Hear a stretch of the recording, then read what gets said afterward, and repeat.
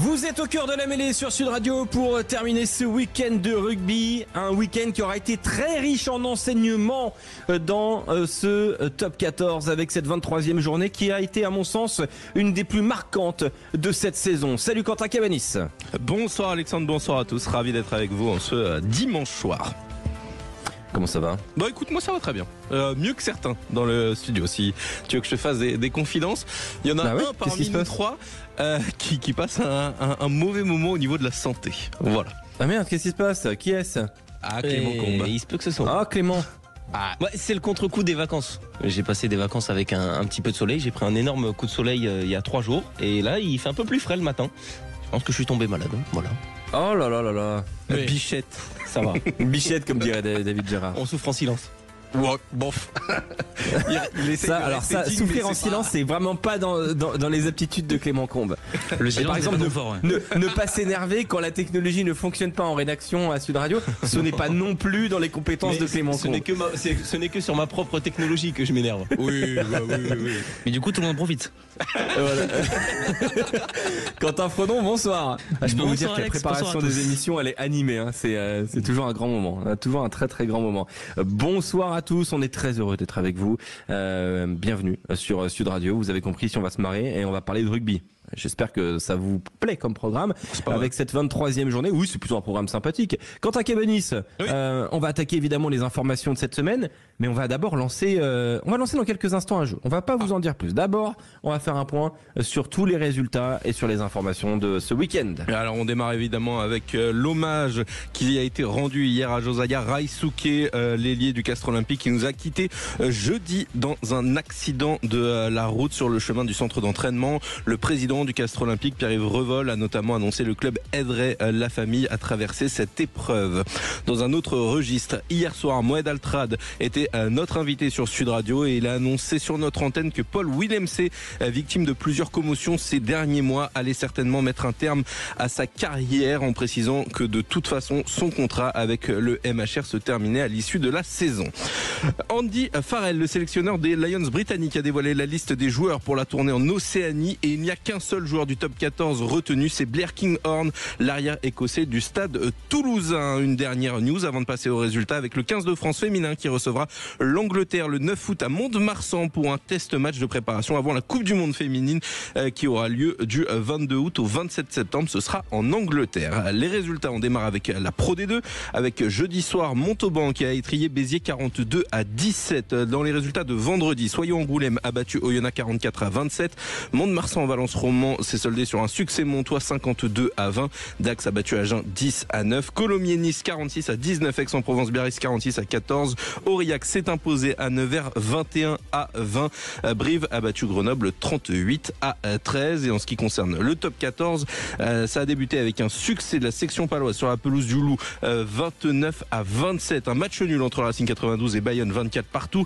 La Rochelle s'est imposée à Vannes 30-29 et confirme son bon retour en forme. L'USAP a battu le Stade Français dans le match de la peur 20-18. Et puis hier soir en fin de journée, le Stade Toulousain a étrillé Toulon 50-16. Et ça, avant le match de ce soir, Montpellier UBB, ce sera à 21h05. Et puis il y aura un match dans cette journée reportée, c'est Castres-Clermont qui se jouera le 24 mai à 19h. Ah, ça promet, hein. C'est clair que ça promet pour ce soir. Et puis alors ça a été quand même une 23e journée, comme je le disais, très marquante en termes d'enseignement. Mais je le disais, ça promet pour ce soir puisqu'on va aller du côté de Montpellier au GGL Stadium. Du côté de Montpellier, bien il y a cette réception de Bordeaux ce soir, un Bordeaux très très très remanié.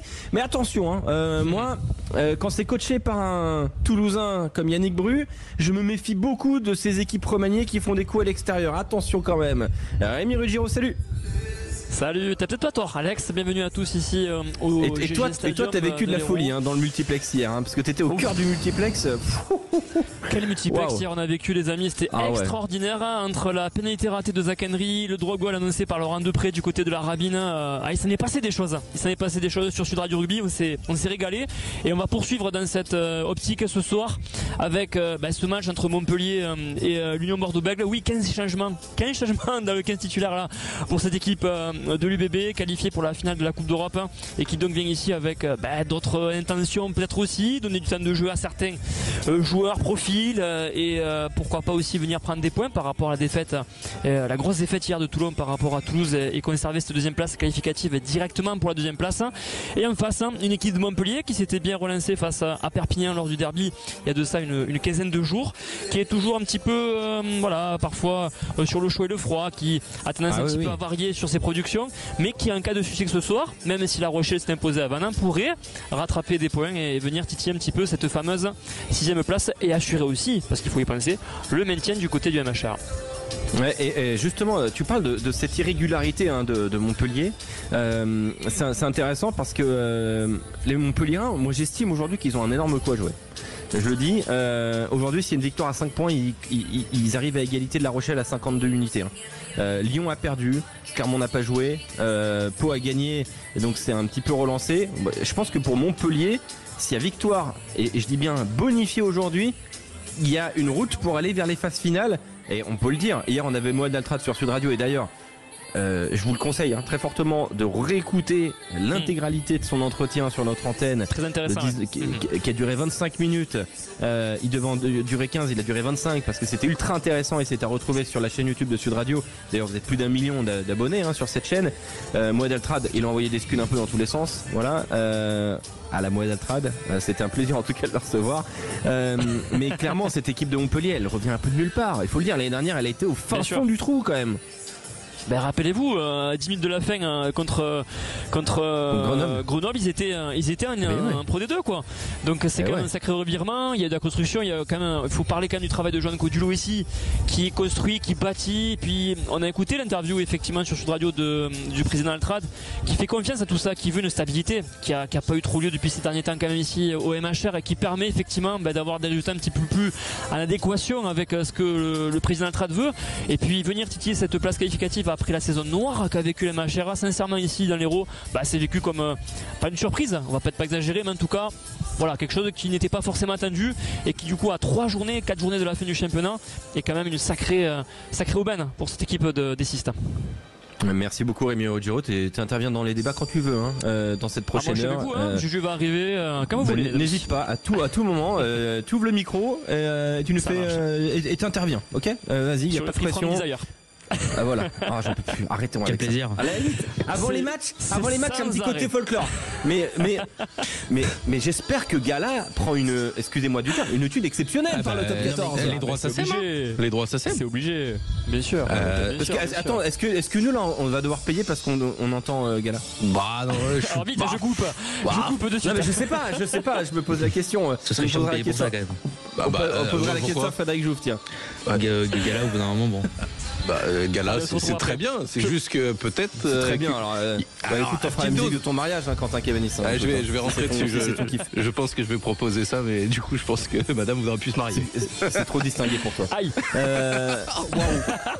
Traite-moi de beauf aussi, vas-y. Je t'en prie. Non, ça démarre bien ce soir. Seine-et-Marne, c'est tout. Waouh.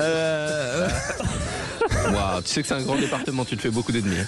Mais je sais, c'est rigolo. Oh là là. Je vous coupe la musique. Je suis l'Essonne, donc. Laisse-nous profiter. Non, arrêtons ça. Je vous rappelle aussi deux petites informations qui sont tombées dans les dernières minutes avant de basculer vers un grand cadeau qu'on va vous offrir. Marine Ménager qui prendra donc sa retraite à l'issue de la Coupe du Monde de rugby en septembre, 28 ans pour Marine Ménager, la sœur de Romane Ménager qui elle devrait continuer. Marine Ménager a été célébrée aujourd'hui avant le match entre Montpellier et le Stade Bordelais. Elle prendra sa retraite après la Coupe du Monde en Angleterre, très jeune à 28 ans. Elle aura quand même marqué l'équipe de France. Ça c'est clair, et le championnat de France retraite assez tôt pour Marine Ménager. Puis une autre info, allez Quentin, elle est très Quentin Cabanis, c'est un Rory Cocotte, Quentin. J'ai vu parler ça que Rory Cocotte pourrait revenir au Stade Français. Pourrait rentrer dans le staff du Stade Français Paris avec Yann Vasse qui est le spécialiste du jeu au pied à Clermont. Le jeu au pied à Clermont, d'ailleurs, quand tu regardes les buteurs, t'as l'impression que c'est une bonne idée. Mais voilà, donc ça, les deux pour arriver dans le staff de Paul Gustave qui restera au Stade Français Paris. Et oui, un retour pour Rory Cocotte. Peut-être qu'il va retrouver le statut de joueur dans 6 mois. Il va refaire Joker Coupe du Monde et faire toute la saison. Il a que 38 ans. Ouais, mais il pourrait sortir une deuxième fois de sa retraite ou troisième même quasiment. Est-ce que ce serait pas le meilleur demi de mêlée du Stade Français Paris encore aujourd'hui? Waouh. Si. Bah, c'est une vraie question. C'est pas une insulte pour les autres. Il ferait pas de mal. Mais le meilleur, il est blessé, c'est le problème, c'est Brad Weber. Ouais, mais c'est quoi ce le blanc est éloquent, je pense. Voilà. Le blanc est finalement éloquent, Clément. Merci bien. Très bien. Très bien pour ce champion du monde All Black. Très bien. Très bien. On peut avoir arrêté de ne plus être. Il n'est pas champion du monde. En plus, il est même pas champion du monde. C'est Carvalho qui fait 2015. Weber fait 2019. Merci Clément. Exactement. Voilà, belle intervention Clément. Mais ça arrive. Hein. Des glissades, ça arrive à tout le monde. On va vous offrir des cadeaux, Quentin Cabanis. Enfin, vous offrir, pas à toi, mais aux auditeurs. Ah bah oui, non, moi ça va. On va vous offrir des places pour assister à la rencontre entre le Stade Toulousain et le Racing 92. C'est la rencontre qui aura lieu le week-end prochain. On vous offre 2 places pour assister à cette rencontre. Pour jouer, c'est facile. Vous nous appelez dès maintenant au 0826 300 300. 0826 300 300. Alexandre. Et ce sont de très très belles places pour parce qu'en plus les places Sud Radio, je peux vous le dire, Ernest Vallon, elles sont de très très très bonne qualité. Vous êtes parfaitement placés et le Stade Toulousain est en grande forme. On en parlera dans quelques instants. On va accueillir aussi sur Sud Radio William, notre spécialiste, notre auditeur spécialiste de Brive. Salut William, comment ça va? Ouais, salut à tous. Très bien. Beau week-end rugby, parfait. Bon, t'as vu, on est en forme. Hein. On est en grande forme ce soir. Ouais, je vois ça. En très grande forme. Ce soir, on est bouillant. On accueille aussi Dominique de Bonpasse. Salut Dominique. Salut, ça va? Ça va très bien Dominique, supporter perpignanais. Comment ça va? Surtout après une victoire de l'USAP. Pour une fois que on a gagné. C'est vrai que c'est rare. En même temps, vous gagnez pas souvent, donc forcément, on peut pas toujours viser juste. Mais là, c'est vrai que pour le coup, on a t'as décidé de faire du mal à tout le monde aujourd'hui. Non, pas du tout. Non, mais attends, c'est factuel. Je veux dire, c'est pas l'équipe qui gagne le plus de matchs en top 14, Perpignan. Non, c'est du réalisme. Oui. Voilà, merci beaucoup Dominique. Voilà, on sent que toi, tu as la tête sur les épaules. Quelle équipe de top 14 descendra en Pro D2? C'est la question qu'on va se poser jusqu'à 20h30. Venez participer au débat sur Sud Radio au 0826 300 300. Déjà, la première question que j'ai envie de vous poser pour lancer ce débat, quels sont les malheureux candidats à une possible relégation? Il y a encore combien d'équipes qui peuvent être encore considérées dans la bataille pour le maintien? Je vais donner le classement de la 7e. Je vais donner le classement de la 7e à la 14e place, on va dire. 7e, Lyon, 49 points. 8e, Clermont, 48 points. 9e, Pau, 48 points. 10e, Montpellier, 47 points. 11e, le Racing, 47 points. Vous voyez que c'est très serré. Là, il y a un gap avec le 12e, Perpignan, 40 points. Le 13e, barragiste, le Stade Français Paris, à 37 unités. Et Vannes, Lanterne Rouge, à 36 points. Donc entre Lyon 7e et Vannes 14e, il y a 13 points d'écart. Combien de clubs sont à la bataille encore pour le maintien donc sur les dernières journées, les 3 dernières journées du championnat? Il y aura la 24e, la 25e et la 26e à venir. Combien de clubs sont concernés par le débat du soir?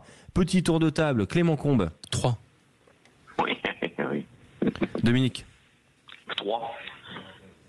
Quentin Fredon. 2. Tiens, on va en discuter. Clément a dit 3, Dominique a dit 3, Quentin Fredon a dit 2, Quentin Cabanis 3. Et William 3. 3. Alors, quels sont les 2 que tu choisis toi, Quentin Fredon? Pourquoi tu n'inclus pas un 3e? Eh bien, moi j'enlève Perpignan. Je pense que Perpignan va se maintenir. Et je vois que le Stade Français et Vannes en compétition pour la descente. Pour ne pas être dernier. Du coup, quand on regarde le bilan comptable sur les 5 dernières journées de chaque club, Clément Combe, quelle est la meilleure dynamique, par exemple, des 3? Puisqu'on va partir sur 3. Oui. Vous êtes globalement en faveur de 3 clubs. Donc Perpignan, le Stade Français et Vannes. On estime donc que le Racing, Montpellier, Pau, Clermont et Lyon sont sur une très bonne voie du maintien. Et je vous rejoins. Quelle est la dynamique de ces 3 derniers, donc Perpignan, Stade Français et Vannes? Ça va aller dans le sens de Quentin. C'est Perpignan qui a la meilleure dynamique puisque sur 25 points possibles à prendre sur les 5 dernières rencontres, Perpignan en a pris 10 avec un match nul à Vannes, une victoire face au Racing et face au Stade Français. Il y avait une défaite à Montpellier alors que Vannes dernier a pris 8 points. Il y a eu une défaite à Lyon, à Castres et face à La Rochelle.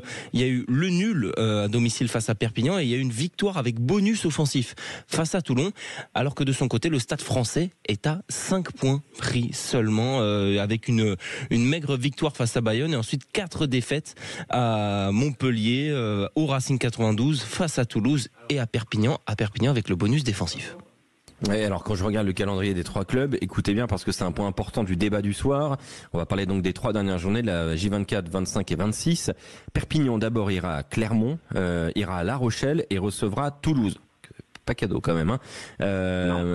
Ensuite, on va parler du Stade Français Paris. Le Stade Français Paris, recevra Lyon, ira à Clermont et recevra Castres. Et puis enfin Vannes ira à Bayonne, recevra Pau et puis ira à Bordeaux-Bègles. Petit tour de table, quel club a le meilleur calendrier? Quentin Cabanis. Alors, est-ce que tu peux me... pour moi, le meilleur calendrier, c'est peut-être le Stade Français. Pourquoi? Je sais pas. De réception, c'est ça déjà qui guide ton évidemment, choix, parce que c'est le seul qui a de réception. C'est évidemment ça qui va guider mon choix. Et puis tu peux avoir par exemple une équipe du Castres Olympique qui n'a plus grand chose à jouer sur la dernière journée, en fonction des résultats. Donc je pense que le fait de recevoir 2 fois, c'est se retirer une belle épine du pied, et que ce petit point de bonus. C'est vrai que le Stade Français est impérial à domicile. Hein. Non, ils sont impériales nulle part. Mais je pense que le point de bonus aussi défensif obtenu à Perpignan, plus les 2 réceptions, les avantages. William. J'ai envie de croire à Vannes et sa capacité à aller prendre des points. C'est Bayonne et Bordeaux, c'est ça leur 2 déplacements? Oui. Oui. Et à Cabo Cepo à domicile. Honnêtement, c'est une équipe qui joue vraiment bien, qui se pose pas vraiment de questions domicile-extérieur. Et en fait, ils ont quand même beaucoup moins de pression que le Stade Français. 2 réceptions pour le Stade Français, mais c'est quand même coquin à gérer avec le contexte actuel et tous les soucis qu'amènerait une descente pour un club comme le Stade Français. Donc, je vois Vannes capable de faire un coup avec ce calendrier où ils iront chercher des points à Bayonne, ils battront Pau et la dernière journée à l'UBB sur un match qui joue de partout, ils sont capables de ramener un point. Ouais, donc toi, tu n'es pas d'accord avec Quentin, tu choisis Vannes comme équipe qui a le meilleur calendrier. Clément Combes.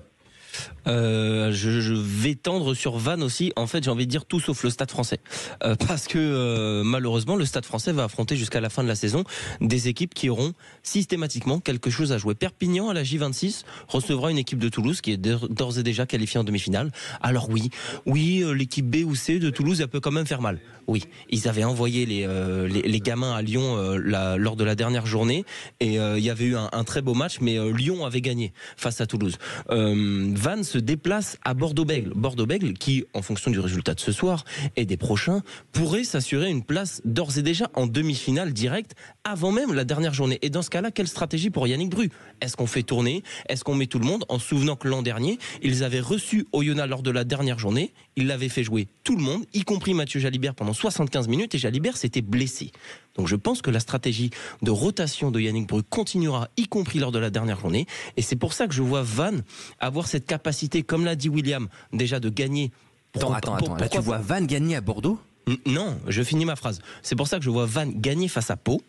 Et je vois Vannes avec une réelle possibilité, en fonction de si ça se goupille bien pour le haut du tableau pour l'UBB, avec une réelle possibilité d'aller grappiller des points à l'UBB. Ouais, je pense que ce match est une semaine après la finale du Champions Cup, et que Bordeaux, s'ils la perdent, ils vont être motivés comme jamais pour se remettre dedans, et que s'ils la gagnent, ils vont être galvanisés, et que sur une bonne dynamique pour aborder cette finale. 2 semaines. C'est la J25 après la finale. Mais c'est le match d'après. Ça reste le match d'après pour Bordeaux. À domicile, oui. Ce sera le match d'après à domicile. Mais c'est important parce que c'est-à-dire qu'après les demi-finales, elles seront à Bordeaux, oui. C'est bien ça, les demi-finales sont à Bordeaux cette année. À Lyon, pardon. Donc c'est quand même la dernière fois que tu es en contact avec ton public puisque tu ne joues pas de barrage. Et je pense que c'est important. Enfin, moi, je trouve que c'est important. Mais oui. C'est important, mais il peut quand même continuer sa stratégie de rotation d'effectifs et mettre en place une équipe mixte avec un Lucu Jalibert sur le banc qui serait là. Mais je vois Vannes s'accrocher jusqu'au bout et casser les pieds et ne rien lâcher. Alors que pour moi, le Stade Français va faire face à des équipes qui sont peut-être moins fortes que celles qu'affrontent Perpignan ou Vannes, mais des équipes qui sont plus embêtantes et qui auront encore quelque chose à jouer de très important. Quentin Fredon, quel club a le meilleur calendrier pour toi? Eh bien, j'aurais tendance à pencher pour Vannes également. Mais même si je pense que Perpignan va se maintenir, parce que c'est une question d'habitude, mais je pense que Vannes a le meilleur calendrier, parce que Bayonne, ça va être dur à jouer, mais les deux autres, pourquoi pas? C'est possible, c'est l'équipe qui a le calendrier le plus possible, entre guillemets. Après, la question, c'est le calendrier, c'est pas qui a le plus de chances de se maintenir. La question, c'est qui a le meilleur calendrier, effectivement. Voilà. Dominique de Bonpasse, quel est ton avis, toi? Moi, je vais choisir la raison du cœur. Je pense que c'est nous, parce que à Clermont-Ferrand, je ne dis pas qu'on va gagner, mais on peut accrocher un bonus défensif, parce que là, on revient de l'enfer. Depuis le match de Vannes, qu'on a été mené 20-10, qu'on est revenu à 20-20. Contre le Racing, on a galéré. À Montpellier, on aurait pris un bonus défensif et il n'y avait rien de volé. Et je pense que on a encore eu chaud aux fesses hier, c'est le cas de le dire, ce qui nous permet de garder l'espoir et d'être ambitieux pour aller à Clermont. Je ne parle pas de La Rochelle, et surtout que le dernier match, on joue contre Toulouse, qui viendra, même avec son équipe 3, mais ils ne feront pas la guerre comme ils ont fait hier à Toulon. Alors, c'est le cœur qui parle, hein. Je ne dis pas que c'est la raison, c'est le cœur, hein. Donc non, mais je note, mais en termes de raison, c'est vrai que moi j'ai du mal à mettre Perpignan, parce que 2 déplacements à Clermont, on sait que c'est quand même pas évident. À La Rochelle quand même devient de plus en plus solide. J'ai envie de dire surtout mentalement, pour le moment. J'ai pas compté de points à La Rochelle, parce que... Et ensuite, la réception de Toulouse, c'est toujours un match particulier. C'est vrai que face à Toulouse, il peut se passer quelque chose. C'est peut-être que il nous manque peut-être qu'il y avait que 5 points à Perpignan, hein. C'est vrai que quand tu regardes une victoire et une défaite bonifiée, au final 5 points, ça les amène donc à 45 points. Ça voudrait dire que le Stade Français doit dans le même temps prendre 8 points et Vannes 9. Après, il y aura l'équipe C, selon Clément Combe de Toulouse, donc tout est possible, apparemment. C'est pas selon moi, c'est selon les stratégies de rotation du Gomola, qui n'enverra pas ses cadors à Perpignan. T'es sûr de ça, toi? Une équipe C qui peut finir 3e, 2e du top 14? Non, mais alors ça, c'est toujours très facile à dire, mais c'est une autre question. Non. Une question qui t'arrange pas, apparemment. Non, c'est pas que ça m'arrange pas, c'est juste que c'est très facile de dire que l'équipe C de Toulouse finirait 3e du top 14, parce qu'on a simplement un paquet je sais pas, hier on voit une équipe bis, elle a flingué Toulon quand même. Non, mais me parle pas d'équipe bis, t'as vu la compo? Ça reste une équipe bis. Ça reste une équipe remaniée. Disons que bis peut-être pas, remaniée, mais je suis désolé, vous avez 50 joueurs qui évoluent dans un contexte de confiance, de positivité et d'enchaînement de titres. C'est trop facile de dire oui, l'équipe C finirait 3e ou 4e du top 14. Et c'est pour ça que pour moi c'est une autre question. Mais est-ce qu'il va faire tourner, sachant que lui, il aura une semaine de repos de plus que certains autres? Moi, je pense que ça fait des années qu'ils sont dans le même schéma. Ça fait des années qu'ils font tourner. Ils ont déjà gagné notamment la saison 2021 ou 2022 à Bordeaux-Bègles lors de la dernière journée. Donc, avec des équipes remaniées, ils sont capables de faire des coups, hein, Toulouse. On parle du Stade Toulousain. On parle du Stade Toulousain, mais oui, ça reste un club de top 14 comme un autre, non? Oui, mais il y aura pas les cadors. Et c'est pour ça que pour moi, Perpignan va cocher ce match à domicile. Et tu dis, il leur suffit peut-être que de 5 points à Perpignan. Sur le plan du jeu, quel club est le plus en phase avec sa production? Quel club a le plus de certitude rugbystique entre Perpignan, le Stade Français et Vannes, William? Je commence par Quentin. Ah, pardon. Je commence par Quentin, parce que Quentin, il a l'air bouillant sur le dossier. Quentin, moi? Oui, toi. Ah oui, qui a le plus en termes de rugby? Moi, je pense que c'est l'USAP, hein, qui pratique le meilleur rugby. Merci Quentin. Ouais, merci. Rémi, en direct de Montpellier, débarque, allume le micro, il dit merci Quentin. Je vous écoute aussi là. Bon, je te laisse finir. Pardon Quentin, je t'ai coupé. Non, mais vas-y, je t'en prie, je te fais une place. Est-ce que William, il est pas d'accord du tout, Quentin? Ah non. Il y a débat, parce que Perpignan retrouve tous ces cadres, quoi. Tout simplement, il y a Van Tonner qui est de retour, Possolo Tuilagi, Tomé Cochard qui va revenir la semaine prochaine, Lucas Dubois aussi. C'est des noms qui manquaient pendant des mois, quoi. Et tu te dis, alors oui, la production d'hier, et ça je suis d'accord avec tout le monde qui a été dite, ça n'était pas folichon, mais il y avait un vent terrible hier à Perpignan, il y a une pression sous les épaules des Catalans qui était. Et il y a 11 points manqués au pied par Paris quand même. Oui, ils ont pas de charnière, donc. C'est pas faux. Avec Foursan et Zakenri, c'était de l'inédite. Mais voilà, Perpignan, et puis il y a un savoir-faire aussi quelque part de cette équipe catalane qui sait se transcender dans ces moments-là. Et je pense que ça sera important par rapport peut-être à d'autres équipes comme le Stade Français. William, toi, t'es pas d'accord avec le choix de Quentin? Ah non, sur le coup, non. Alors, l'USAP 2012-2013, oui, mais là, l'USAP 2025, non. Je trouve que c'est compliqué. C'est notamment dans la production, c'est une équipe qui joue beaucoup. Qu'on a vu marquer beaucoup d'essais sur les saisons précédentes, mais là qui est quand même dans le dur. Moi, une équipe que je trouve qui joue très bien et en fait qui passe très pas à chaque fois, c'est Vannes. Le match qu'ils font ce week-end, il y a très peu de déchets, à part ce carton en début de match où ils prennent des points, où ils sont dans la difficulté. Il y a cette touche à 5 mètres qui foire, quoi. Qui fait mal, hein. C'est très mal, qui est resté là, qui a fait mal à Jean-Noël Spitzer, hein. Il a mal vécu. Bien sûr, mais je comprends parce que ce qui est produit depuis le début, mais ils sont clairement au niveau du top 14 depuis la première journée. L'équipe de Vannes prend des points à des moments où les grosses équipes en prennent pas. Début de match, fin de première mi-temps, début de deuxième mi-temps. C'est des moments où on sait que les grosses équipes, Toulouse, Bordeaux ou Toulon dans les grands jours, sont capables de marquer, de scorer et de faire mal. Et Vannes justement a eu ces moments faibles, dans ces moments trop importants pour assurer le maintien plus tôt. Mais sur ce qu'ils produisent, leur conquête est bonne. En défense, c'est pas déconnant. Les charnières animent bien le jeu. Cette fameuse animation offensive, elle a quand même de la gueule et elle est au niveau du championnat à proposer. Donc, mais est-ce que c'est ça qui te maintient ? C'est bien beau de dire ça. Est-ce que c'est la production offensive qui te maintient ? Aujourd'hui, ils sont derniers. Hein. Je veux dire, ils ont beau mieux jouer que le Stade Français ou que l'USAP en termes de points, ils sont derrière. Hein. Mais moi je pense que ça leur permettra d'avoir cette sécurité sur les dernières journées et cette capacité à se dire de toute façon nous on s'en sortira par le jeu. Vannes dernier, tout le monde s'y attendait un petit peu, mais en étant en vie à 3 journées de la fin, pas forcément. Donc l'argument positif il est là, on s'en sortira par le jeu. Enfin c'est des équipes qui sont pas imbattables, ils prennent pas Toulouse et Toulon à Mayol. Donc je les crois capables de s'en sortir par là parce que c'est une équipe qui travaille très bien, qui produit et qui n'aura pas énormément de pression sur ces 3 journées puisque leur position elle est presque normale et prévue. Donc la seule chose qui peut leur arriver, c'est que ce qu'ils mettent en place de manière très propre depuis le début d'année, fonctionne, qu'ils sont un peu plus chirurgicaux, un peu plus précis dans les moments importants et une très belle surprise peut arriver en terre bretonne à la dernière journée. Quentin, donc toi, t'as choisi Perpignan, c'est ça ? Ouais, moi c'est. T'es d'accord, toi, Clément ? C'est non. Perpignan qui a vraiment le plus de certitude dans le jeu ? Bah non. 399 points marqués cette saison en top 14, 17 de moyenne. L'USAP est la pire attaque de ce championnat. Oui, mais là, on parle pas d'aller vraiment gagner le match, on parle de pas les perdre. Là, on va pas te demander de marquer. Ouais, on parle juste de plus perdre des matchs. Mais avec 4 essais, généralement, tu marques un peu plus de 17 points, donc on n'en est même pas là.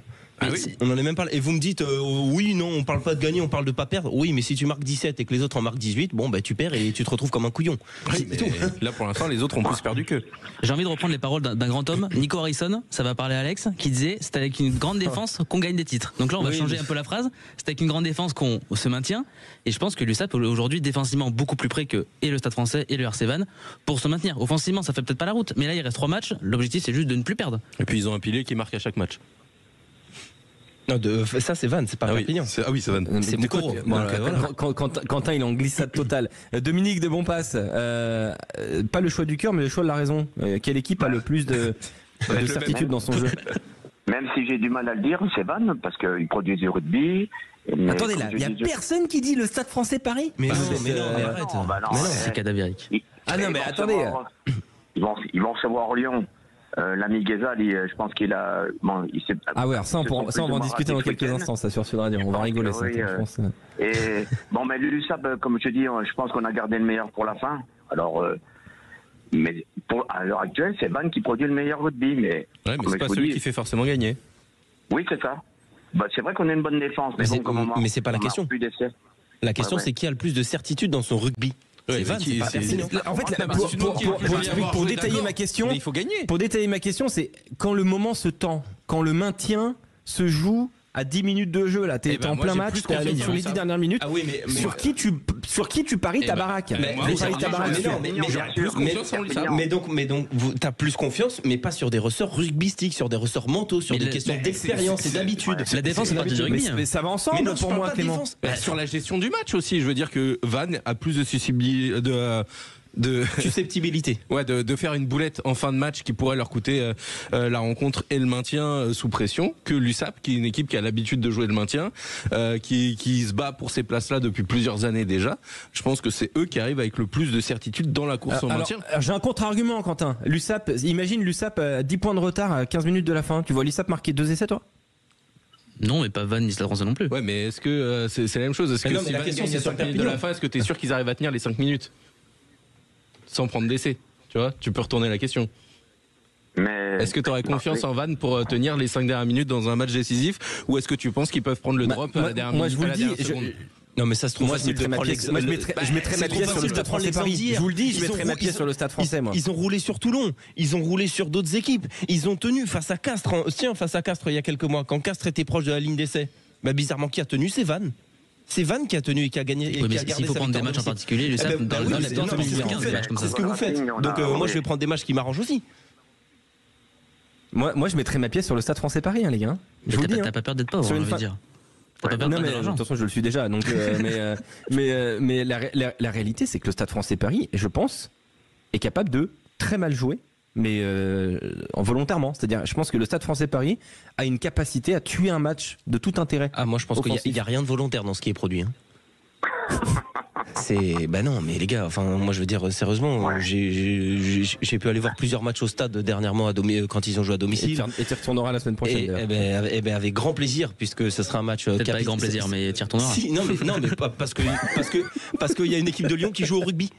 Et qu'en fait, on va en discuter dans un instant. En fait, elle joue au rugby quand elle a envie, quoi. Avant même de me dire, est-ce que Paris peut tenir avec 10 points d'avance, à 5 minutes de retard, ceci, cela, en fait, il y a, avant même de penser à des questions d'expérience, de maîtrise, de ressorts mentaux, etc., il y a une question de rugby. Et Paris est l'équipe qui joue la moins bien au rugby cette saison, et de loin du top 14. Petit tour de table très rapide, sans détailler, mais juste en donnant votre réponse.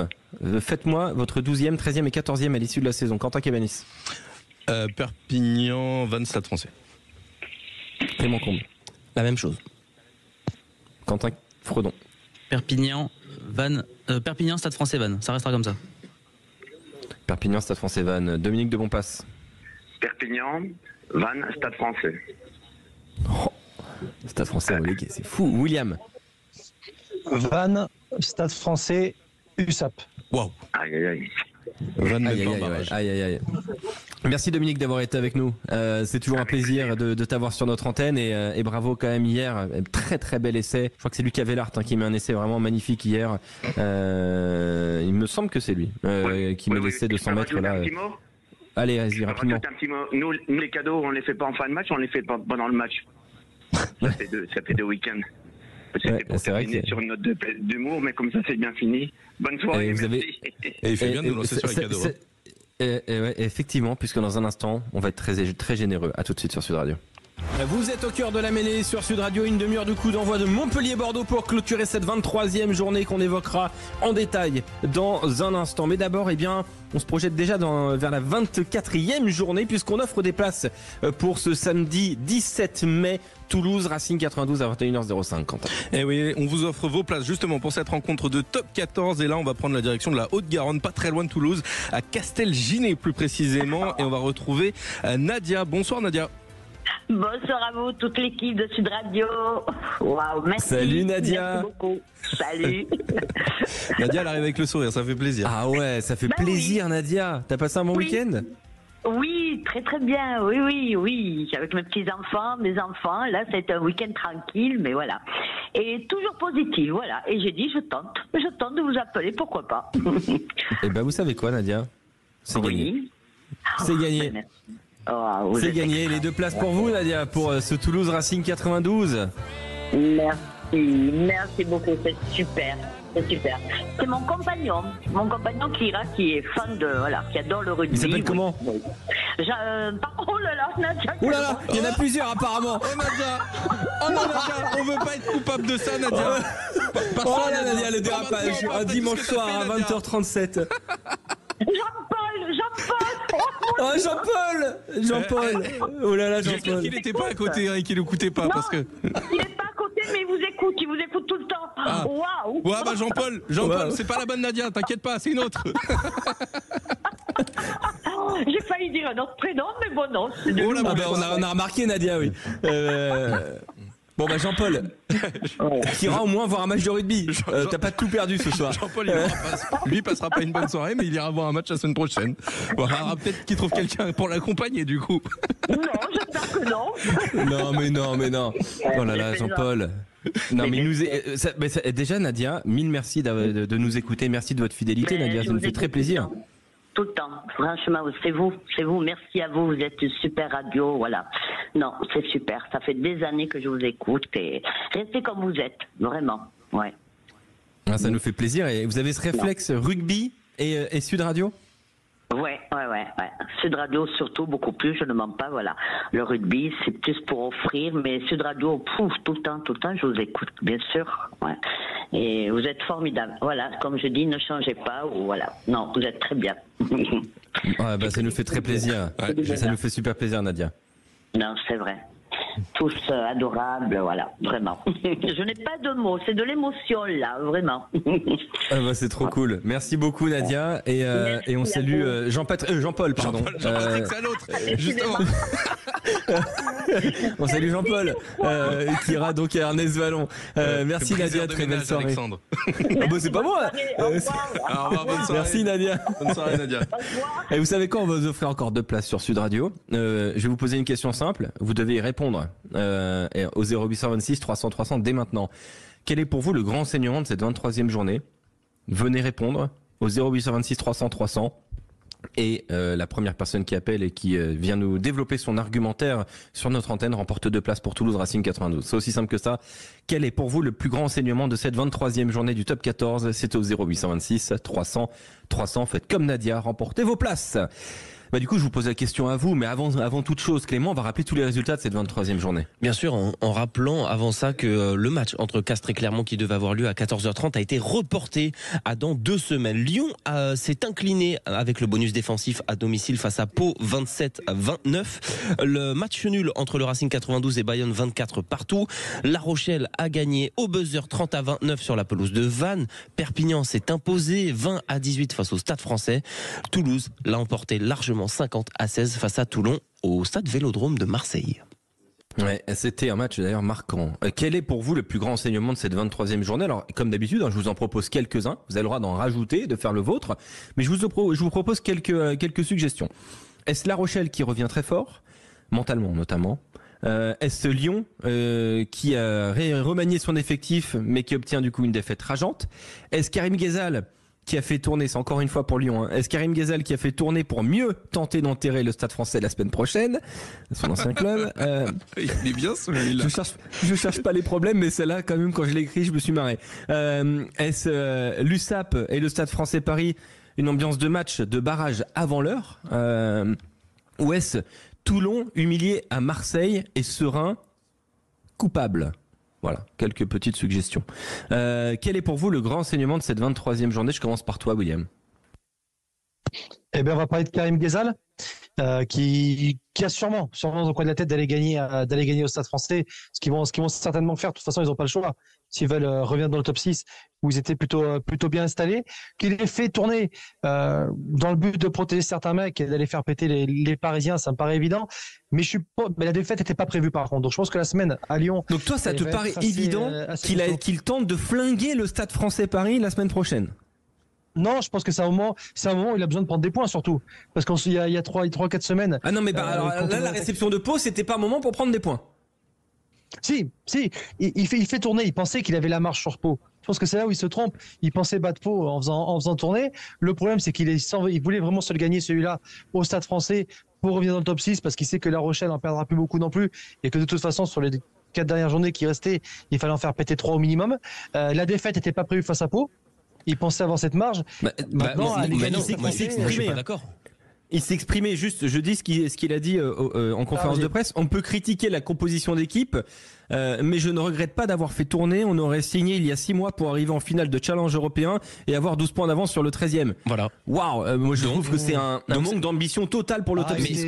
Il était 6e il y a 3 semaines. Il était 6e il y a 2 semaines. Donc il se moque de qui là, Karim Ghezal? Mais il se moque de personne. Enfin, ou alors il se moque peut-être de nous, mais moi l'enseignement que j'en tire par rapport à Lyon, c'est que qu'est-ce que veut jouer cette équipe? Qu'est-ce que veut jouer cette équipe? Parce que en fait, on peut pas considérer que là Lyon va se dire on va viser une qualification au Champions Cup en remportant la Challenge Cup et le top 14 c'est secondaire. Enfin, ils sont 7e.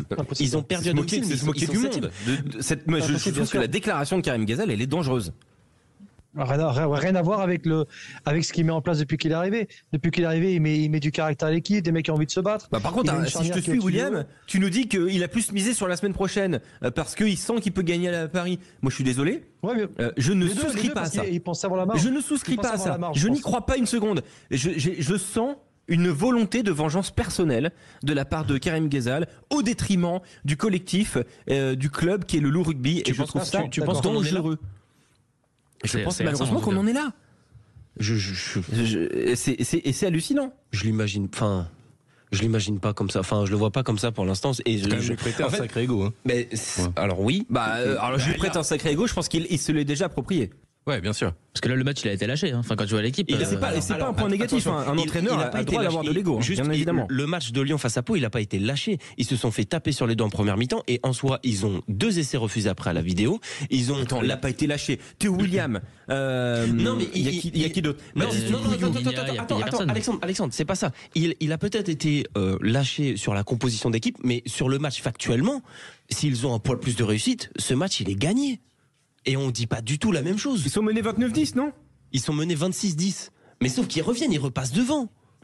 Donc il faudrait pas être non plus trop fataliste. Moi, j'ai la sensation que Lyon et Karim Ghezal s'est trompé dans son choix de faire tourner maintenant. Parce que c'est un pari risqué de considérer que tu as plus de chances de gagner face au Stade Français le week-end prochain. Mais ils se sont fait taper sur les doigts au bout de 40 minutes. Par contre, ils sont repassés devant. Et il ne faut pas l'oublier. Alors oui, ils perdent. Et donc, c'est un pari perdu. C'est un choix perdu. Non, mais là, t'es en train de le défendre, en fait. Je suis en train d'essayer de nuancer la lecture qu'on peut avoir de ce qu'a fait Lyon hier. Oui, mais je pense que Lyon n'était pas en position de prendre un pari maintenant pour moi, ils ont fait l'impasse. Et je pense qu'ils se sont trompés. C'était pas le match sur lequel faire l'impasse. Tu fais pas l'impasse à domicile. Fallait le faire la semaine prochaine. Si tu voulais vraiment faire une impasse. Si tu veux vraiment jouer ton championnat comme il faut, l'impasse tu l'as fait à l'extérieur. Alors peut-être qu'il se dit qu'il a une opportunité d'aller gagner au Stade Français, ce qui est compréhensible, et qu'il veut préparer la finale. Mais la finale, elle est quand même pas tout de suite. Oui. Et en soi, quand tu regardes la deuxième mi-temps hier, il peut se donner raison. Il peut gagner, mais comme il a perdu. On va être factuel. Il a perdu. Donc ça, à partir de là, tous ses choix et ses choix sont ratés. C'est quand même un pari qui peut mettre là, le supporter du rugby. Évidemment, le supporter du rugby là, il pour ce choix. Oui. Question simple, est-ce que le supporter du rugby, il peut en vouloir à Karim Ghezal aujourd'hui? Mais bien sûr. Le supporter du rugby peut en vouloir à Karim Ghezal, et le supporter d'autres clubs qui sont à la lutte, par exemple avec la section paloise pour des places, peuvent en vouloir aussi à Karim Ghezal. Il a faussé le championnat là? Alors, il se trouve que la section paloise joue plus grand chose. Pour la Challenge Cup? Oui, à la rigueur, oui. Ouais, moi, j'ai jamais vu un gars faire une impasse pour un match de Challenge Cup. Finale, même pour une finale. J'ai jamais vu ça. Non, mais t'es le MHR ou t'es le Racing 92, et c'est une place en moins au classement aujourd'hui. Ce match. Je vous rappelle sur Sud Radio, au 0826 300 300, venez développer votre argumentaire. Quel est pour vous le grand enseignement de la 23e journée de Top 14? Vous venez développer votre argumentaire et vous gagnez 2 places pour Toulouse Racing 92. Voilà, c'est automatique. Quel est pour vous le plus grand enseignement de cette 23e journée? On a parlé du Loup Rugby. Est-ce qu'il y en a un autre comme ça là qui te vient, toi, Clément? La Rochelle. Il y a un mois et demi, personne n'était capable de dire oui, La Rochelle sera dans les 6 après la 23e journée. Je trouve cette confiance retrouvée. Il a suffi d'une victoire arrachée dans une douleur incommensurable à domicile face à Bayonne pour cliquer. Alors je reste au fond de moi persuadé que ce bouton on-off, comme on pourrait l'appeler, ne fonctionnera pas jusqu'au bout. Mais c'est assez impressionnant de voir que oui, avec un minimum de confiance, de jeu un peu retrouvé, cette équipe-là, et surtout avec des cadors qui sont bien plus en forme physiquement et dans la tête. Je pense en premier lieu à Antoine Astoy, à Will Skelton, à Antonio, qui même si à la 60e il est par terre en train de dire qu'il a mal au genou, en fait il fait ça depuis 15 ans. Cette équipe de La Rochelle est en train de devenir match après match, et au vu de son calendrier, une équipe que personne ne veut prendre en phase finale. Ça veut pas forcément dire qu'elle gagnera, mais c'est juste que t'as pas envie d'apprendre. J'ai un supporter toulonnais hier qui m'a dit si les Rochelais viennent à Mayol nous taper, c'est ce qu'il disait, nous taper en barrage, je préfère même pas me qualifier dans les 6. Voilà, j'ai un supporter toulonnais qui m'a envoyé ça hier parce que La Rochelle fait peur. Écoutez d'ailleurs la fin de match du côté de Vannes, le drop de Antoine Astoy de 45 mètres s'il vous plaît, c'est commenté par Laurent Depré et dans la foulée vous allez entendre Mathias Haddad qui parle de cette période très très noire qu'il y a eu du côté de La Rochelle. Bientôt la bombarde qui va résonner, le drop d'Astoy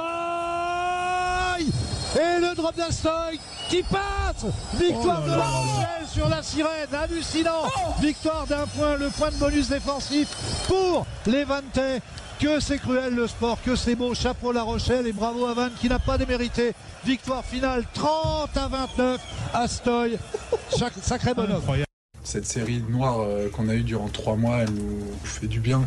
Parce qu'on a pu être là dans les moments difficiles et pas se lâcher. On n'arrivait pas à réenclencher sur des victoires. On a vécu 3 mois très compliqués où on a essayé de sortir la tête de l'eau. Et une fois que c'est arrivé, on ne veut plus regoûter à ce qu'on a mangé durant ces 3 mois très compliqués. On est reconnaissant aussi du soutien qu'on a du peuple rochelais qui nous a jamais lâchés et on essaye de les rendre fiers à chaque sortie. Voilà, Mathias Haddad au micro sur la radio de Laurent Depré. Ouais, c'est vrai. Donc La Rochelle qui revient très fort et mentalement, c'est ce que tu notes toi Clément. William, est-ce que tu as envie d'évoquer le RCT humilié à Marseille hier avec en grand coupable Baptiste Serin? Catastrophique. Honnêtement, les 2 fautes qu'il fait, enfin. Comment ça c'est dur, Quentin? Non, mais je trouve que hier sur Baptiste Serin, on y a été fort. Oui, il est coupable. Attends, trouve-moi des excuses. Non. Alors là, trouve-moi des excuses. Laisse-moi finir avant de me rentrer dedans. Ok, hier, il est coupable, mais on a commencé à dire est-ce que Baptiste Serin est vraiment un leader pour cette équipe, etc. Alors qu'on pendant les 6 ou 7 premiers mois de la saison, on a passé notre temps à dire qu'il portait cette équipe à bout de bras. Dès qu'il n'était pas là, tu sentais que c'était une absence. On l'a tous dit. C'est un co-leader. C'est un co-leader quand il y a Charles Olivon sur le terrain, quand il y a un grand Facundo Issa sur le terrain. Mais dès que les autres sont un peu moins bien, c'est pas lui qui va te relever le club. Je pense qu'il en a trop fait. C'est pas Baptiste Couillou. Moi, je pense qu'il en a fait trop. Je pense qu'il en a fait trop justement, il a été trop seul à porter cette équipe et je pense que là il a un coup de moins bien physiquement et que ça se ressent dans les performances et que du coup le RCT en pâtit, mais je pense que c'est le leader de cette équipe et que quand il est moins bien, forcément ça se ressent. Hier, en plus il fait des fautes bêtes et c'est le leader d'une équipe qui gagnera rien alors. Et là il plombe son équipe, mais pour moi, je suis désolé, c'est le seul demi de mêlée valable de cette équipe. Tu vois ce que je veux dire? Donc forcément, on en attend beaucoup. Et c'est cool pour Jules Danglo et pour Benoît Blanc. Excuse-moi. Et pour Ben White. Quand tu vois clairement la différence entre Baptiste Serin sur le terrain ou pas. Non mais bien sûr, évidemment que c'est un grand joueur. Donc, je dis juste que tu peux être un très grand joueur, être un très grand demi de mêlée et ne pas être un grand leader de ton équipe. Et j'estime que c'est pas un grand leader. Mais Alex, est-ce que tu penses que c'est pas un leader seul? Bien sûr. Est-ce que c'est pas ça le problème? Tu peux pas être tout seul. Tu peux pas porter une équipe tout seul. Et est-ce que tu penses qu'avec Baptiste Serin sur le terrain, Toulon peut faire quelque chose? Non. Je pense que ça n'aurait rien changé au score. Ça n'aurait rien changé. Je pense que ça n'aurait rien changé du tout. Il aurait fini à 20 plaquages parce qu'il aurait pas touché un ballon. Ça a précipité, je suis désolé, ça a précipité. Oui, mais c'est un élément marquant de ce match. William, un plaquage en carrière, quoi. William, qu'est-ce que tu penses, quoi?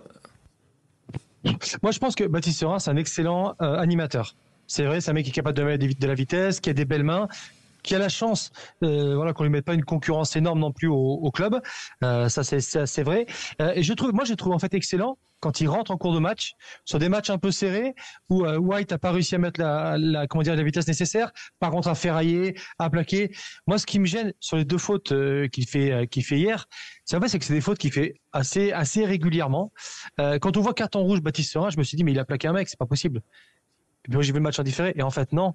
Encore s'il me prend en rouge parce qu'il prend un mec à l'épaule, qu'il est passé devant ses avants, qu'il a mis les mains dans un ruck, qu'il a énervé les types, ok, mais là ces 2 fautes elles me gênent parce que clairement c'est le Stade Toulousain. C'est des fautes de sang-froid, il a pas de sang-froid, il a pas de discipline personnelle. On attaque le sprint final, c'est pas maintenant. Et en plus, qu'est-ce qui va me faire ce demi-plaquage sur le côté, le môle il écroule même pas, il vient juste s'y mettre alors que le joueur toulousain est en train de tomber, ça sert à rien. Moi ce qui me gêne là-dessus, tu fais la comparaison avec Baptiste Couillou, elle est là. c'est exactement le jour et la nuit. Baptiste Couillou, son équipe avance, il est bon, son équipe recule, il est bon.